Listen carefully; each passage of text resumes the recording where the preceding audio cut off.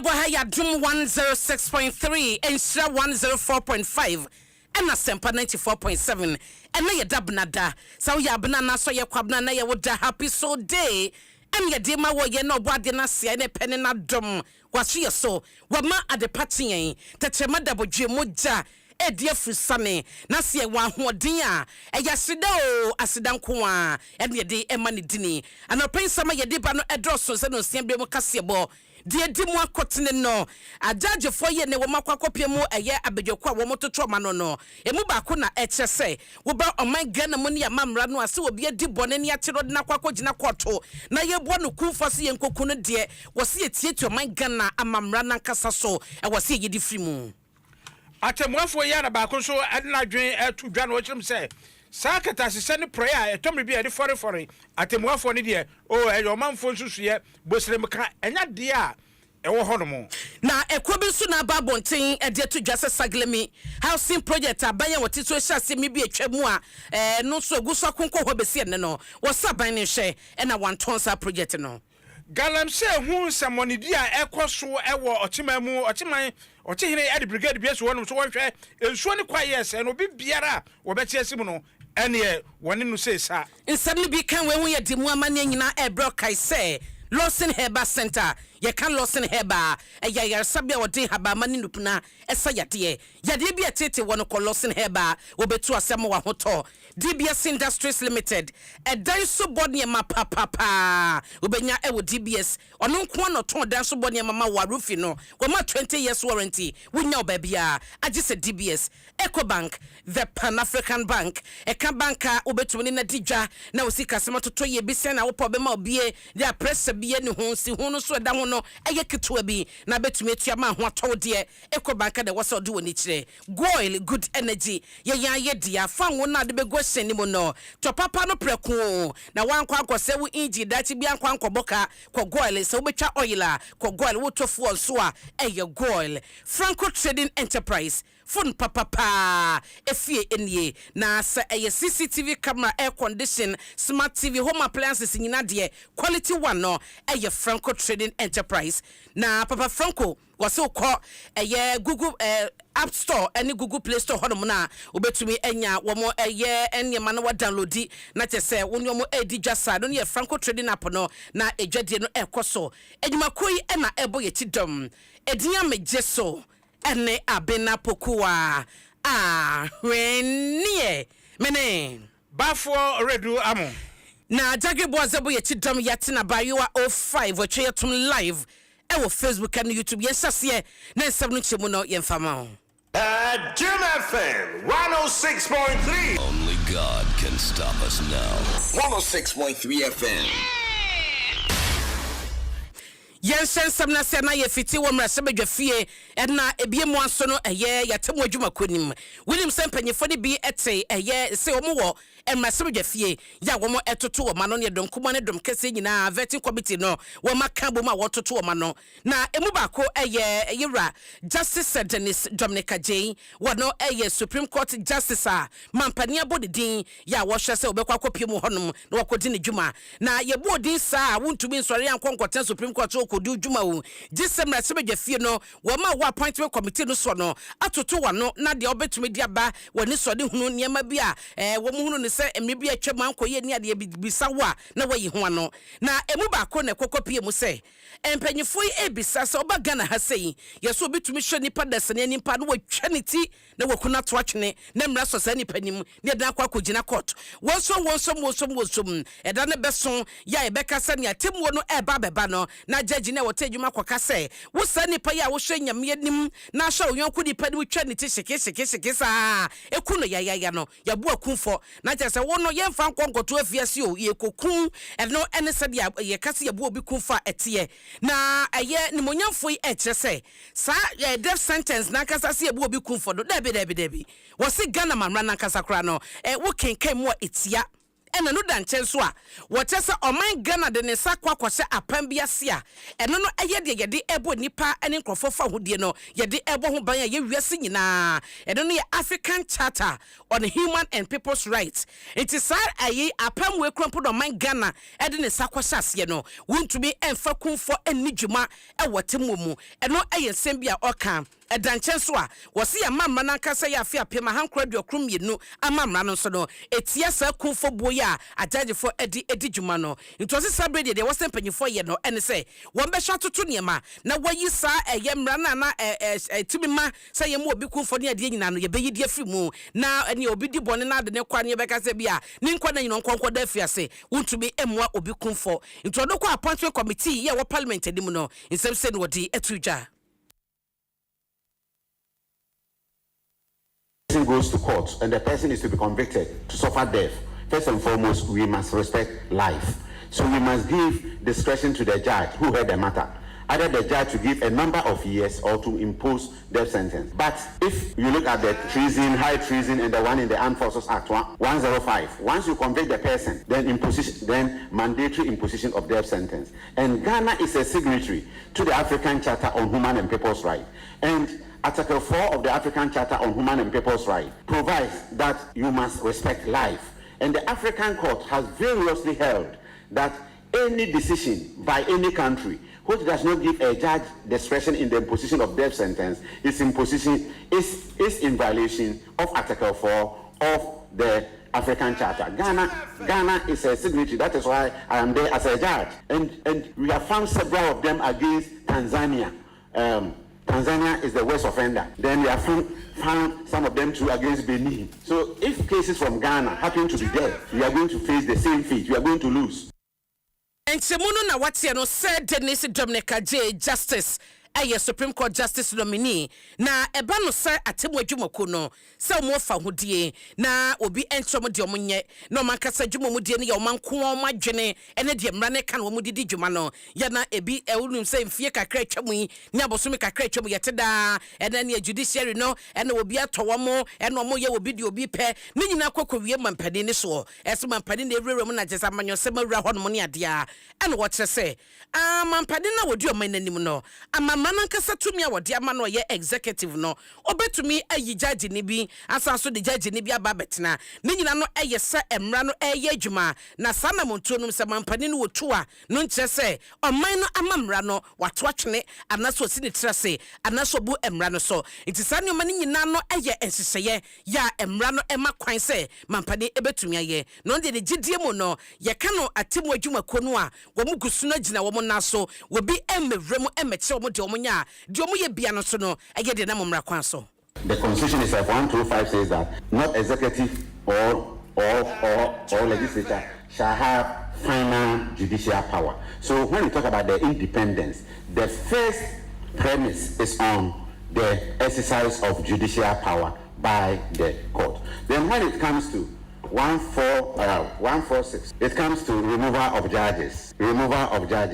If you look at it, it has provided that a petition, if it is against me, a petition shall be sent to the president. President shall forward to the chief justice. The chief justice shall make a prima facie case. So here, the question is, will that amount to encroachment on my core duty as a judge? And the answer is no. It will not impact on my core duty as a judge. But the only fear is that the fear that people entertain is that when the committee is set up, but for the judges, it is the chief justice who set up the committee, then we take other members from elsewhere, then they form. And now what Justice said Dennis Dominica J. A Supreme Court judge nominee. In some year, the two judge, I don't know, says, baby, at the sense, said the young says, a Chief Justice get to Tokodu, ya, and yet, I don't know, Benyan soon, so when a Juma was so, since a Jumana, one more agent will be a year, and a dear Kosubianosono, and Mrakwanso, and na echo, Yantuaswe. Otemwafo Korea, Bra, would say appointment committee no, and Muno, and Sembi Epoya, Uyi, ano. etomri bia na omanfo binom edikata sese proye for atemuafo ehum ene masem yekodi otemuafo wei anim no sede odi asem no misusu se bibi akomu etomri bia ene ensende yeka bebre efa atemuafo yi hu nenu ena oyi ano ewa appointment committee anim no wo kyerem se Ghana fo tenase no waka se atemuafo kata sese ene proye adokroma o se da bi ondwene ho a wonte ase age se wuni pakro no a wo bosa asobo no wo de ehu adansedie ba ane masem kodi otemuafo we yanim no kwa on me fa so anase me ankasa ene ye frɛ me ye hia me ha anase ne me de ko ye nie ebi a me de ka me de sika sei me de me dan sei ene si ho ma asɛm no edi ko ma me anase ekoma asoma si anase obenten na mo mpa se ebetena kire ne ebeka so otemuafo we asɛm no ankoye ententia bamu no nam kata sese ne proye so na abade sadansedie eni hu pa de ma yenka ne sa eye esusue na adwene bi keke ena nipa bi eda na di ede forefore atemuafo yi. Judicial training, we decided to make ethics a component of whatever training that we give, either to the judiciary, the judicial officers or staff. The reason is that when we are talking about corruption, we are talking about something which is bad. Then we must make it a conscious effort to fight it. If you do not fight it, it will become endemic. And therefore, the most important thing is that we need to first and foremost conscientize ourselves about the effect of corruption. Then the second one, what do we do to curb it? We need education. We need training. Then one thing that people of Ghana that we don't do is that if a public officer, either me or any other person, demands money from you, you must report the person. You will condone, you will give it. Then when it comes to assessment, you say that you will not mention the name. Then say that the whole judiciary is corrupt. That is the problem, and it is about perception. Justice Dennis J. Bro copy appointment committee anim.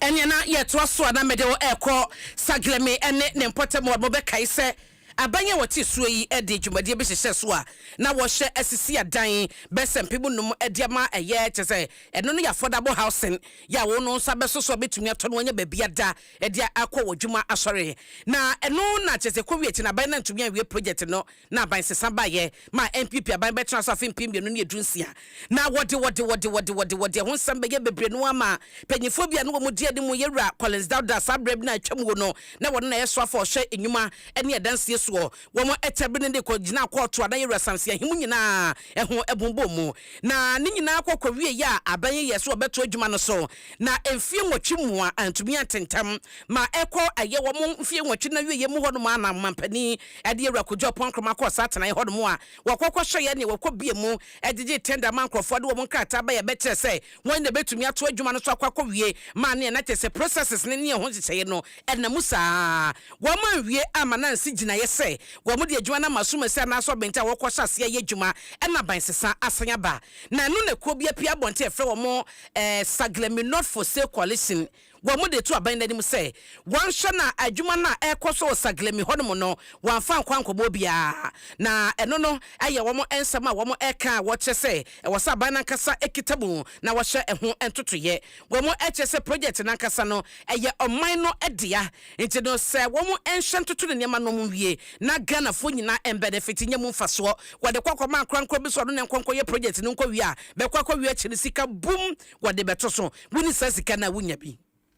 kemi akose mpanyimfo no bebre ade ton yo mode omo mu sidi etongo a na se bi eton wan kan kurma muton omo mu se nchiri me be ba se bi omo so wadachi eno ti no ti se ne mai ti ka se ye mabu na ye ba ye sore waka na ye gina esi ginaye edin kasesie sinkiti se okwan bia so se adwapade anananom eye ebeka na empo ya mebobra mpo a se bi nchiri me beba no so aba beto na wona di ho kakra afei so isa se wo Ghana nsemuti emema ye hokwan na eba akonto wo na aban de ebeba no wano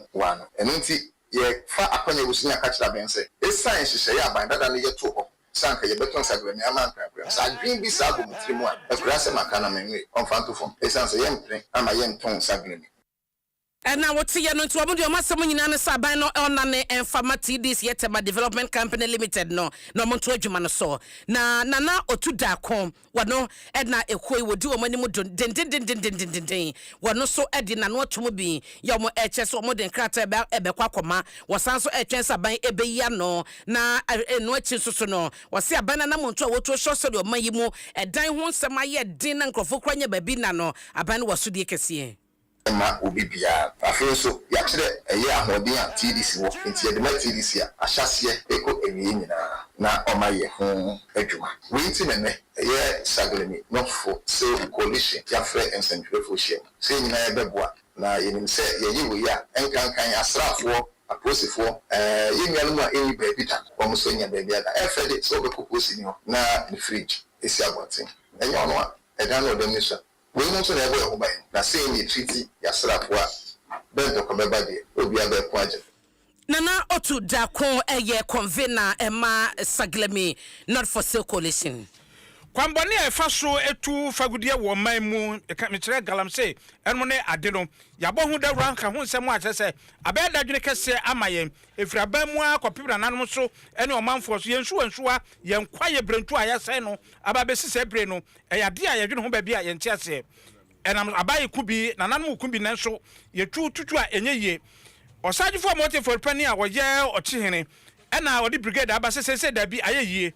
ensuwa brem num ne akosi num ne densunum na aside dodo eti brigade wode aba no ene se wankasa ensori abande na tisa ban kuna anye ye dia nanan mankasa so ebe sori enam so ma brigade ye frase ye adwuma wo kire mo ese obi biara wu tu fagudie ewo otima mu na wo sensuo se kwaye no se de wo ba so ansemra no se fagudie ne bekoso atu na aban so ensakra bia mamo de untimi enso obi adwuma na mamo na adwuma na wo ye no ye ne kwampa so ensensuo ensa kwaye bretuo emma ye ho nkokire yen Director of Operations Emma Otiman Brigade ono ene berima kwabra ewu a oye atim sokore ene wono ene one adum kase di nkomo ene o kire mu se de mu amutu fagude otiman mu no mumfa mu adwene no wo ba mo so e be hwe se e be boa na insuo na se ase agana water kran emba wo chebi ene it environments no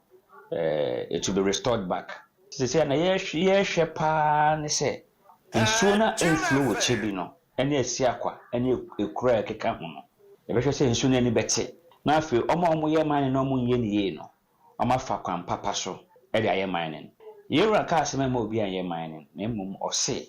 let's do proper mining which is responsible mining so obi jina we bi na o say ye ra sadefo se ma obi aye man ya obi an create adwuma ma obi a sabe eye adwuma agude no asase na sentini pa na ebetu na so say ye fa kwan pa so na ye ntu we Berimba kwabra ewu a oye Director of Operations mo Otiman Brigade de kasa na kire no na tebia kwadum hene Berima pobia so ne otoso miensa enso de bi to so e no kire say say abankrata mu ni ade ni nyina no wonum de nananom de ontimi si ho kwan na mmom no nipa wo ba Otiman mu abeye adwuma so betu fagude no wonum e na so ho kwan wo hwe ni yi na me wo mikro makwadum a obi se akwadum se asiri a waje concession na nananom ni wo hwe ya Ebanza na nipa ni di dwumade bi na ensem fata. E bonus so kwa enya yi because of face on the right. Ti e be hye abane mfa nhye from bra. Anananum benye tumi ewo eba no mine ensem so a. It's because nananum na BBC na enya e be hu. Aban se be wo nkran. So bi wo akwadum ye bibi bone a. Me nananum de benya e be yi masutie. Tebia kwadum hene Berima pobia so ne otoso miensa Yentu asonopa no sia kase bona wuti ha ya Adom 106.3 na Dev Trako Plus ena unsa ye kase Dev Trako a wodi mamadwuma wo mo eye real estate ni adan wo mu sine wo mu esi ya wo madodo no aba bedi wo mu tiato na eno ena wodi foforo kra project foforo beka ho a eno no eye alo adwuma wo bo ye nyina no ene se enkran ne yempe ena wo mo ebesi adan makomako ha no ni aduosia 260 unit rooms a wodi be mo manfa ne bo so be wo fomo dia maganafo nti ba bi na wo pada alo wo ho wo hwa alo ene wo mo entoto ya eye Dev Choco Plus woman so ding won pese ye ban ye kan dan sie ene ba bia benya otidi ato a na eye wo mo Ghana enya bibi man nyina wo mo to mo kwaban mu e de akwasam ne amia ho mo nyina na kwantrefo a ye ne fofo kra ya wo kwakoshe Dev Choco Plus wo mo esise so eye Owura Francis Oko Okan wo no na wo kasa e wo dwumade na se e bra na wo mo epa alo ehuntuma na de wo mo ni sode hunu de wo hwese alo ebeye ene wo mo sisi a wo mo de gu akwan so ekwa anim no yentie se de wo chimu fae project a ye hwe se obi a opese ode ni sika ehye property a ebema no